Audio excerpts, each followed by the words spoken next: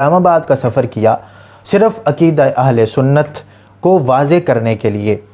تو باقی پس منظر جو ہے وہ آپ لوگ جانتے ہیں کہ وہ مناظرہ کیوں منعقد ہونا تھا۔ میں نے مختصر سے لفظوں کے اندر آپ کے سامنے واضح کر دیا کہ انہوں نے عقیدہ اہل سنت سے وہ منحرف ہو چکے تھے اور اکابرین کے خلاف زبان درازیاں کر رہے تھے، جس پر حضرت علامہ مولانا مفتی شاہد عمران جلالی صاحب نے ان کو پہلے بھی تنبیہ وہ کرتے رہے، لیکن یہ باز نہیں آ رہے تھے۔ تو اس وقت پھر انہوں نے چیلنج کیا، تو ان کے چیلنج کرنے پر وہ ان کے گھر میں گئے اور ان کے گھر میں جا کر وہ یہ واضح کرنا چاہتے تھے کہ تم عقیدہ اہل سنت سے منحرف ہو چکے ہو، اور جو بالخصوص جن ٹاپکس پہ بات ہونی تھی وہ بالخصوص یہ فتاوی بریلی شریف تھا، جو کہ عقیدہ اہل سنت سے جو ہے وہ رافضیت کی طرف سیڑھیاں چڑھنے والے ایک شخص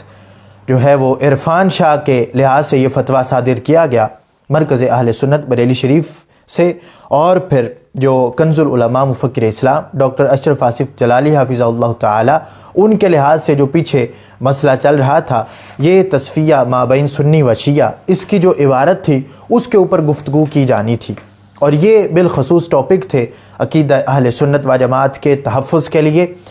مفتی شاہد عمران جلالی صاحب وہاں پر پہنچے اور جو ٹائم دیا تھا اس ٹائم پر وہاں پر پہنچے، لیکن ہمیشہ کی طرح آگے سے ڈرامے بازی کی گئی اور آگے سے ایک سازش رچی گئی جامعہ اسلام آباد والوں کی طرف سے۔ یعنی جب مناظرے کا